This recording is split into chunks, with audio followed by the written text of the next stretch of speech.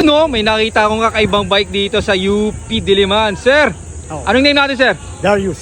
Darius. So, sir, ano ba setup ng bike natin? And classic na chopper bike. Chopper bike, Tapos ang may, lupit. may ihab ako sa harap. So, original talaga, sir, yung, yung design talaga na ganyan. Yung frame niya original. Tapos nakita ko kasya ng fat bike dugulong. So lagay ko ng fat bike.